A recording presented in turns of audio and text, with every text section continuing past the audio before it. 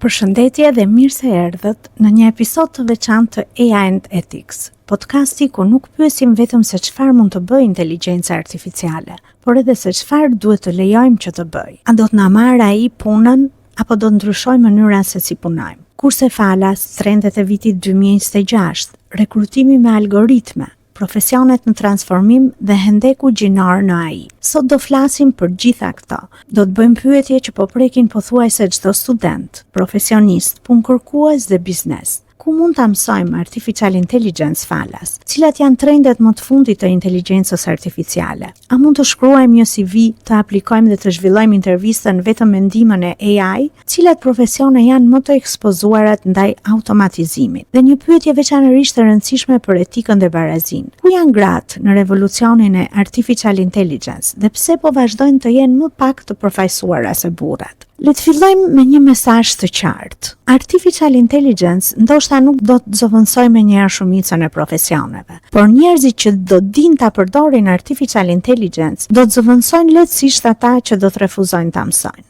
Në pjesën e parë të këtij episodi do të fokusohemi tek mësimet e artificial intelligence falas dhe kurset gjithashtu. Në internet ka qindra kurse që premtojnë se do të na bëjnë ekspert të artificial intelligence brenda disa ditësh. Problemi nuk është mungesa e informacionit. Problemi është të dimë të dallojmë edukimin cilësor nga marketingu. Këto janë rekomandimet e mia të ndara sipas disa niveleve. Për fillestarët, pa njohuri programimi, rekomandimi i parë është kursi Elements of Artificial Intelligence, pra elementët e Artificial Intelligence. I krijuar nga Universiteti i Helsinkit, kursi është falas dhe shpjegon konceptet themelore të inteligjencës artificiale, probabilitetin, machine learning, rrjetet nervore dhe ndikimin shoqëror të artificial intelligence. Kursi Introduction to AI, pra hyrje në artificial intelligence ose shpjegimi se çfarë është artificial intelligence. Ky ofron një certifikat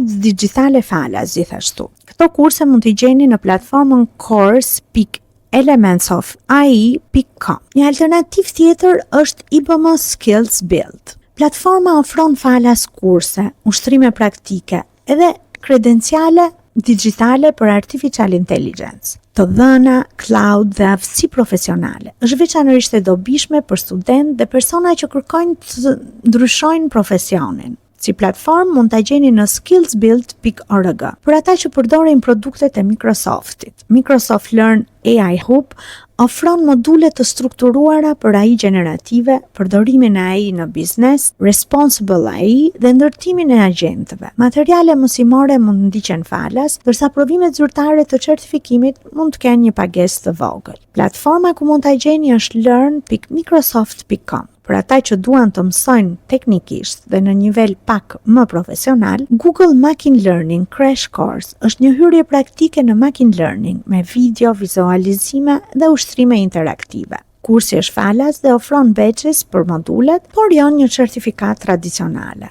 Platforma ku mund ta gjeni është developers.google.com. CS50 Introduction to Artificial Intelligence with Python është i ofruar nga Harvard, është një kurs kuptohet më kërkues të një niveli pak më i lartë dhe më profesional, përfshin algoritme kërkimi, machine learning, optimizim, modele gjuhësore dhe projekte në Python. Materiali Open Courseware mund të ndiqet falas dhe CS50 ofron dhe certifikat të veten falas, ndërsa certifikata e verifikuare EDX është me një farë pagese. Platforma ku mund ta gjeni është cs50.harvard.edu. Për programuesit, Fast.ai, Practical Deep Learning for Coders, është një nga alternativat më praktike. Kursi është falas dhe fokusohet te ndërtimi dhe publikimi i modeleve reale për tekst, imazhe, të dhëna tabelore dhe sisteme rekomandimi. Por kam një këshill për gjithë ju. Leksionet dhe kurset kthejini në praktik. Mos i lini vetëm në teori. Pas çdo kursi ndërtoni një projekt të vogël. Për shembull, një chatbot që u përgjigjet pyetjeve për një biznes lokal,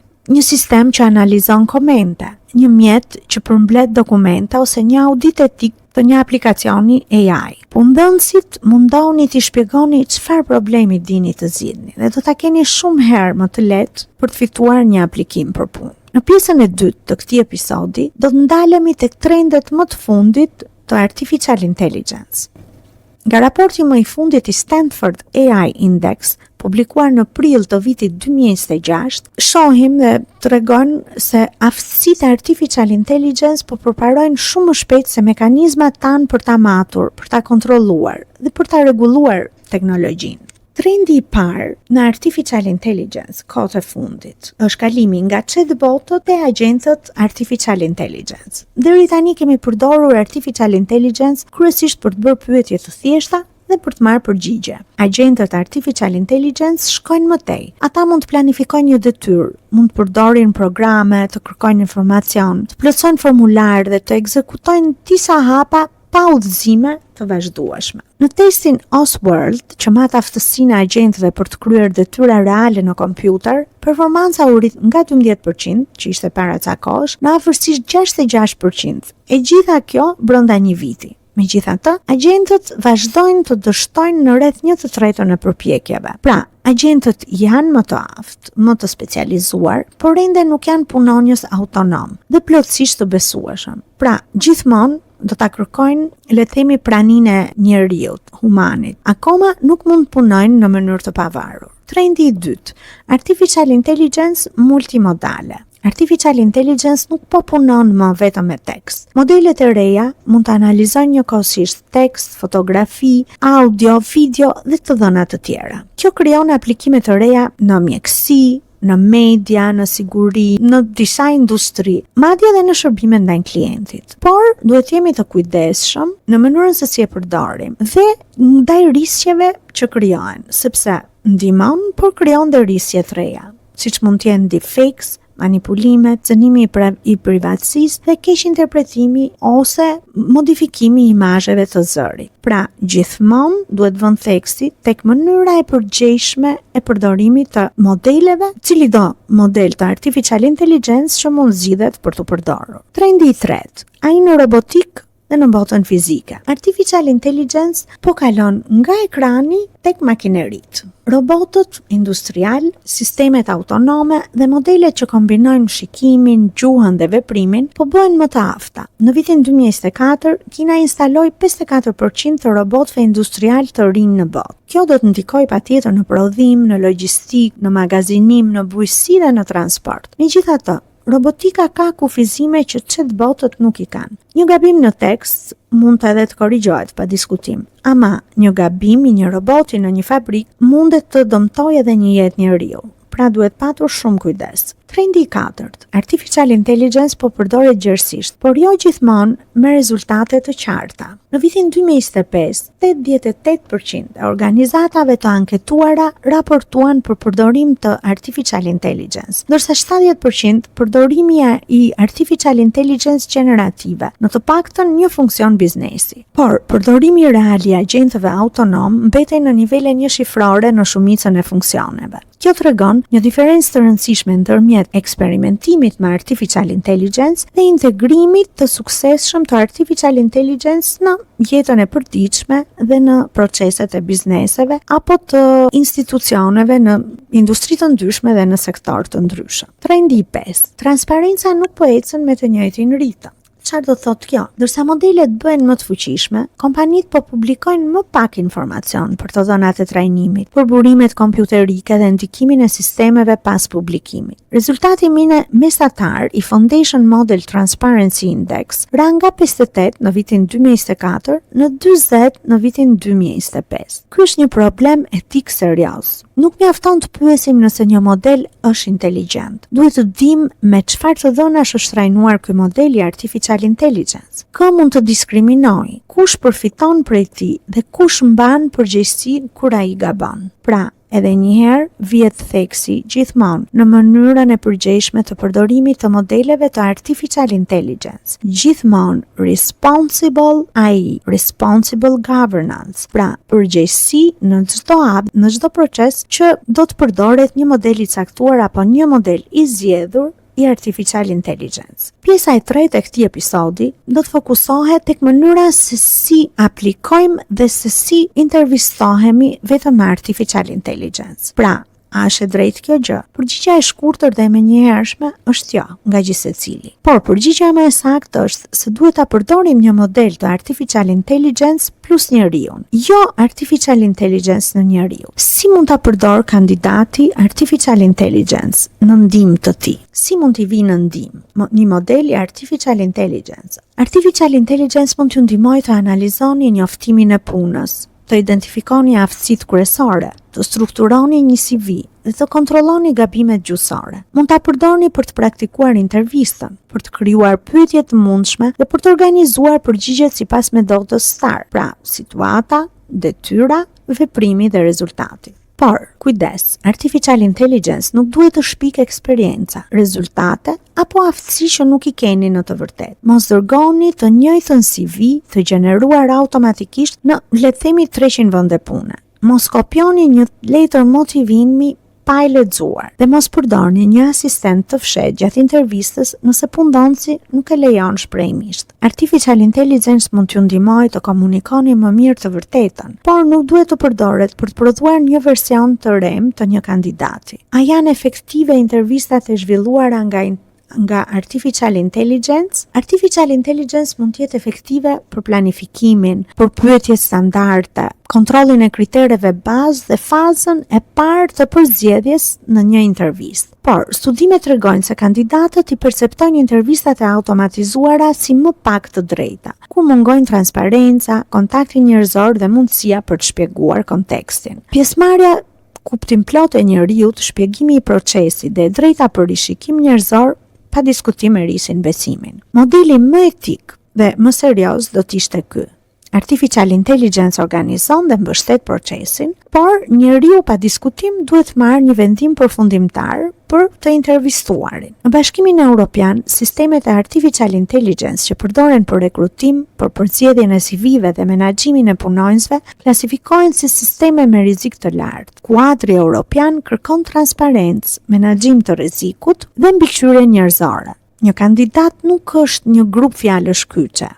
Siç modelet e artificial intelligence pa diskutim janë trajnuar për zgjedhur. Është një person që jep një intervistë ku ka eksperjenca, ka potencial, ka karakter dhe rrethana që një algoritëm pa diskutim mund të mos i kuptojë dhe nuk ka se si t'i kuptojë. Gjithashtu ka emocione që një algoritëm nuk ka se si t'i kuptojë. Pjesa e katërt. Cilat profesione po zëvendësohen nga artificial intelligence? Një diskutim shumë i rëndësishëm në ditët e sotme. Dhe a duhet punonjësit, studentët, grupe të caktuara shoqërore apo edhe pjesëtar të industrive të ndryshme të friksohen? Duhet të jemi të kujdesshëm me fjalën zëvendësohen. Sipas Organizatës Ndërkombëtare të Punës, 1 në 4 punonjës në botë ndodhet në një profesion me një nivel ekspozimi ndaj artificial intelligence generative. Por për shumicën e profesioneve, rezultati më i mundshëm është transformimi i detyrave dhe jo zhdukja e menjëhershme e vendit të punës. Profesionet që preken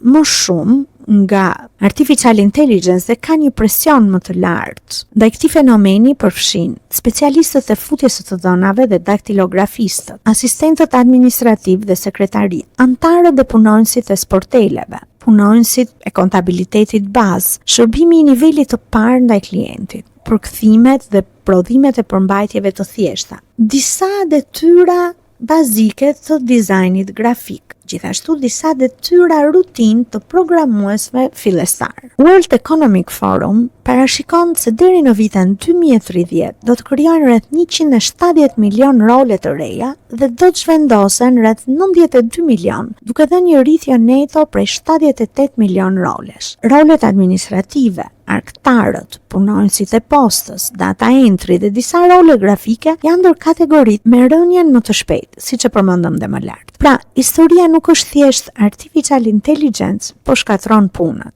Historia është se disa detyra po automatizohen, disa profesione po të kurren dhe profesione të tjera po krijohen. Si duhet të përshtaten punonjësi? Për punonjësit administrativ, kalimi duhet të jetë nga futja manuale të dhënave drejt menaxhimit të proceseve, kontrollit të cilësisë, automatizimit të workflow-ve. Për punonjësit e customer support, vlera do të jetë te rastet komplekse, empatia, negocimi, menaxhimi i ankesave dhe mbikëqyrja e përgjigjeve të chatboteve. Për dizajnerët dhe krijuesit e përmbajtjes, avantazhi nuk do të jetë prodhimi i një imazhi të thjeshtë. Do të jetë drejtimi artistik, strategjia e markës, origjinaliteti, kërkimi, redaktimi dhe kuptimi i audiencës. Pra, do të jenë pjesë të profesionit që janë shumë më të specializuara. Pra, punonjësit duhet bëhen gati për të trajnuar, duhet bëhen gati të jenë më të specializuar, duhet bëhen gati të adaptohen me ndryshimet e profesionit që kanë zgjedhur. Dhe duhet jenë të kujdesshëm në lidhje me informacionin aktual, se ç'po ndodh me profesionin e tyre. Të mësojnë, të adaptohen dhe të marrin informacionin bazë se si mund ta transformojnë profesionin dhe ta adaptojnë me të rejat e fundit. Pra, nuk do të ketë një zhvendosje apo një mbyllje totale të proceseve të punës. Do të ketë një adaptim dhe duhet jeni shumë të kujdesshëm në lidhje me informacionet dhe duhet jeni të hapur për të mësuar, le të themi, gjëra të reja dhe mundësi të reja në lidhje me profesionet që keni zgjedhur. Për kontabilistët, për shembull, e ardhmja është më pak tek regjistrimi mekanik i transaksioneve dhe më shumë tek auditimi, tek kontrolli, tek interpretimi financiar, këshillimi dhe menaxhimi i riskut për rekrutuesit. Vlera njerëzore do të jetë dizajnimi i intervistave të drejtë, identifikimi i potencialit, komunikimi me kandidatët, kontrolli i paragjykimeve dhe auditimi i sistemeve të artificial intelligence. Në pothuajse çdo profesion, strategjia do të jetë e njëjtë. Automatizoni detyrën rutinë, por zhvilloni aftësi njerëzore që është e vështirë të automatizohet. Këto aftësi përfshin mendimin kritik, komunikimin, kreativitetin, gjykimin etik, empatin, bashkëpunimin dhe njohurinë e thellë industrinë që keni zgjedhur. Pjesa e 5 e këtij episodi fokusohet në përfshirjen e grave në artificial intelligence krahasuar me burrat. Kjo është një nga kontradiktat më të mëdha të këtij revolucioni të artificial intelligence që po ndodh vitet e fundit. Gratë janë të ekspozuara ndaj dikimit të artificial intelligence pa diskutim, ashtu si dhe burrat, por janë më pak të përfaqësuara në ekipe që ndërtojnë dhe drejtojnë artificial intelligence. Sipas një raporti të ILO-s, të publikuar në 5 mars të 2026, profesionet ku dominojnë gratë kanë pothuajse 2 herë më shumë probabilitet të jenë të ekspozuara ndaj artificial intelligence generative se sa profesionet ku dominojnë burrat. 29% kundrejt 16%. Gratë vazhdojnë të jenë të përqendruara në administratë, mbështetje biznesi e disa role rutinë, ndërsa përfaqëson vetëm 30% të fuqisë punëtore në lidhje me artificial intelligence. Pra, gratë rrezikojnë të preken më shumë nga automatizimi, ndërkohë që marrin pjesë më pak në krijimin e teknologjisë që po e shkakton të gjithë këtë transformim. Dhe ky nuk është vetëm problem për gratë. Nëse ekipet që ndërtojnë artificial intelligence nuk përfaqësojnë shoqërinë, sistemet mund të mos i njohin nevojat, eksperiencat dhe rreziqet e grupeve të ndryshme. Zonat historike mund të përmbajnë diskriminim dhe artificial intelligence mund ta riprodhojë atë me shpejtësi dhe në shkallë shumë më të madhe. Madje,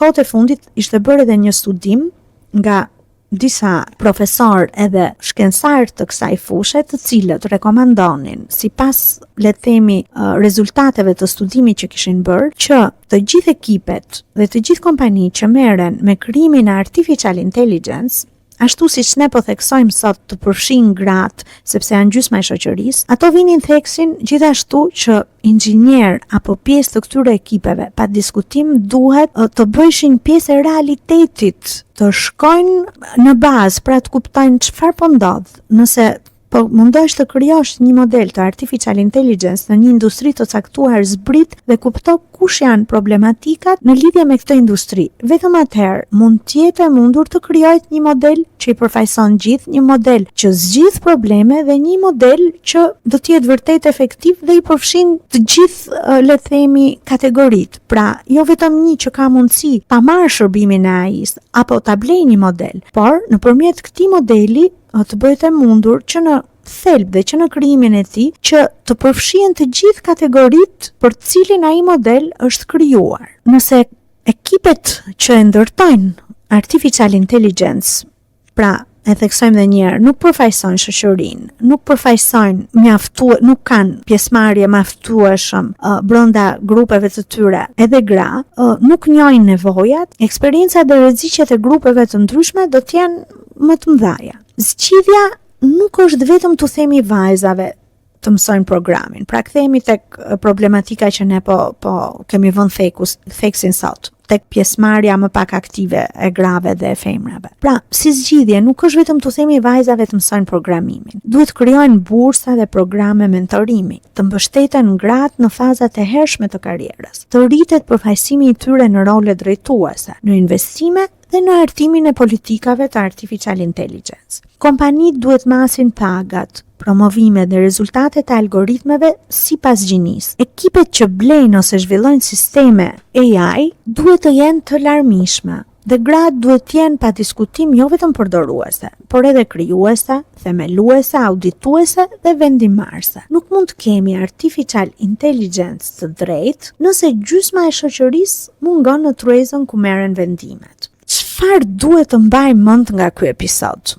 Pra, si që theksuam në fillim, ky ishte një episod special me disa këshilla praktike për gjithë audiencën dhe sidomos për ato kategori që preken më shumë nga artificial intelligence. Se si, marrin ca informacione të rëndësishme, të mos friksohen, për të dinë të kuptojnë se çfarë po ndodh me artificial intelligence, sidomos se cili interesuar në profesionin e tij, dhe të arrin në kohë reale të kuptojnë se si duhet të adaptohen në këtë realitet të ri. Pra, mos friksohen se humbin vendin e punës, por t'i krijojnë vetes mundësinë ta transformojnë këtë profesion dhe të jenë të gatshëm për të pritur realitetin e ri në një formë tjetër. Pra, çfarë duhet të mbajmë mend nga ky episod special i sotëm? Së pari, nuk është e nevojshme të paguani mijëra euro për të filluar e për të mësuar artificial intelligence. Ka kurse falas dhe serioze, por kursi pa diskutim duhet shoqërohet me praktik, jo vetëm të ngelet në teori, dhe gjithashtu me projekte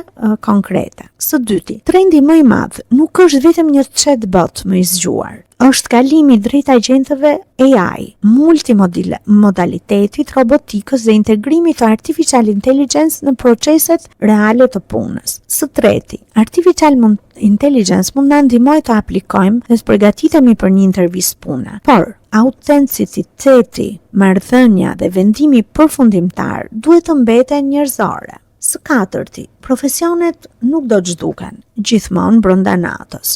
Fillimisht do ndryshojnë detyrat, më pas aftësitë e kërkuara dhe në fund struktura e profesionit. Dhe së fundmi, revolucioni i artificial intelligence nuk mund quhet progres nëse përfitimet dhe mundësitë nuk shpërndahen në mënyrë të drejtë ndërmjet grave dhe burrave. Kam dhe një sfidë sot për gjithë ju që na ndiqni. Sfida është shumë e thjeshtë, nuk është e vështirë. Atëherë, zgjidhni një kurs falas. E keni të lehtë nga ato që ju rekomanduam më lart. Përfundoni modulin e parë.